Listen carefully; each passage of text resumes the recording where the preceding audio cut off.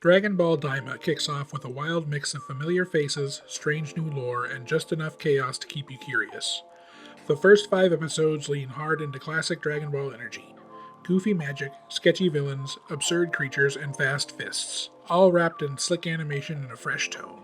It's breaking new ground by finally letting us explore the demon realm in a real way, and while it's not perfect, it's more than enough excitement to hold your attention. Episode 1 of Dragon Ball Daima was a strong start, even if it took a few minutes to get moving. The first 10 minutes are mostly a Buu Saga recap narrated by Goma and Degasu. Not essential, but the animation is clean and it's fun seeing those scenes redone. Once the new material kicks in, things get more interesting. We're introduced to Aransu, a scientist with big Toa energy, as well as other things.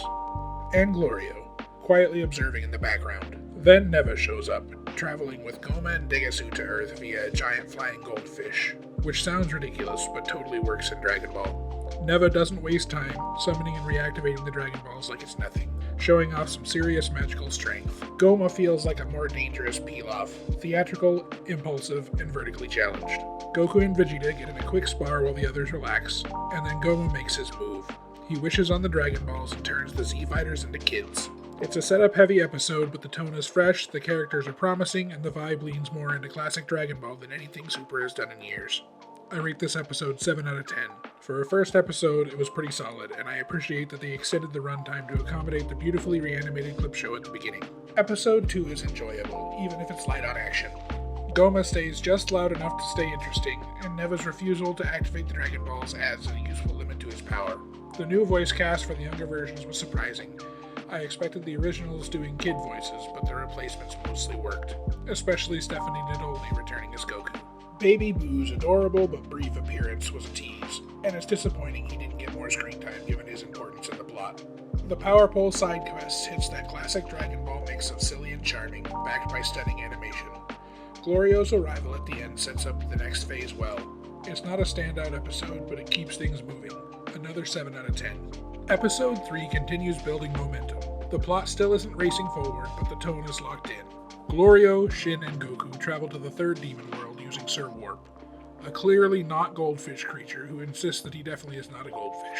Shin explains that the ship runs on magic, not fuel, which is a fun touch. Glorio tries to hype up King Goma as some brilliant threat, but let's be real, Goma is clumsy, arrogant, loud, and tiny. The journey through Sir Warp is bizarre as they're stretched and spun through space-time. I was hoping Goku's temporary pointy ears would stick around in the demon realm, but they snap back to normal immediately. They arrive in the third demon world, apparently the only one Glorio has access to, and run into some locals who try to shoot arrows at them. The air is thick with heavy gas, and the arrows just sink. Goku dodges, Glorio blasts a few away, and while the fight is short, it's the first bit of action we've had in this series so far. Goku follows it up with a fart joke, because of course he does. But it works and it feels like early Dragon Ball. Later, they check into a hotel, and during dinner, some Majin pick a fight with Goku for not having pointy ears. It turns into a fun little training sequence as he adapts to the atmosphere, still chewing on some weird blue burger the entire time. The fight is fast, energetic, and feels ripped right out of OG Dragon Ball. No beams, just solid movement and comedy. The next morning, their ship's gone, which feels like a direct callback to GT Episode 3 when Don Key has their ship repossessed. Still no major plot turns, but the tone and action finally clicked. Easily the most fun episode so far. 8 out of 10. Episode 4 keeps the energy up with more weird world building and a good mix of comedy and action. With their ship stolen, Goku suggests flying, but the thick, heavy air makes that a great way to waste energy. So instead, they head to a bizarre little gift shop shaped like a teapot, filled with strange magical bugs. Fusion bugs, recovery bugs, all of which seem like they'll be important later. Spoiler, they're not. They end up buying a Sky Seed, which turns out to be less of a vehicle and more of a high-speed plant missile. It felt like a nod to Tao Pai Pai's flying log. They land near a public assembly, where the Gendarmerie, Goma's military, are shaking down locals for taxes. And if they can't pay, they literally shave 10 years off their life using control collars. It's nasty and genuinely infuriating. It sets the tone for how bleak life under Goma's rule really is. When they start targeting an elderly Majin, a masked rebel, Pansy, jumps in with what she calls a wasabi bomb. But it fails. She nearly gets caught, but Goku steps in, takes out the soldiers, and earns himself a bounty. It's a solid episode, tight pacing, strong character beats. Goku still can't remember Glorio's name, or is he doing that on purpose? And the world keeps getting stranger. Another 7 out of 10, and still building steam. Episode 5 kicks off with Pansy introducing herself as a Majin clone of Bulma, and deciding she's tagging along whether Glorio likes it or not. It turns out she's the only one who can get into the castle, so that works out. There's some origin talk and a bit of lore about demon magic being different from Ki, which I'm not totally sold on. Hopefully it's just a naming difference and not a separate power system.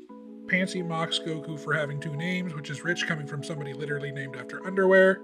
Then she shows off her magic, which amounts to floating a rock a few feet in the air. So raw power clearly isn't her strength. She and Glorio don't mesh, she won't stop asking questions, and he's obviously being sketchy as hell. We get a fun lore drop about the Glind race, and that Majins live for around 1,000 years. Pansy may look like a child, but she's apparently 80, which is very Japanese. There's a throwaway Dende scene where Goma scolds a nanny for reading a bedtime story badly, and then we never see that character again.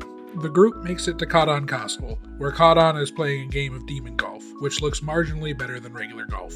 He mocks them for being kids, but Goku wipes the floor with his military in a fast, grounded fight that actually brings some weight and energy. It ends strong, and yeah, I'm giving this one a 7.5. The fight earned it the bump. 5 episodes deep, and Daima is definitely cooking.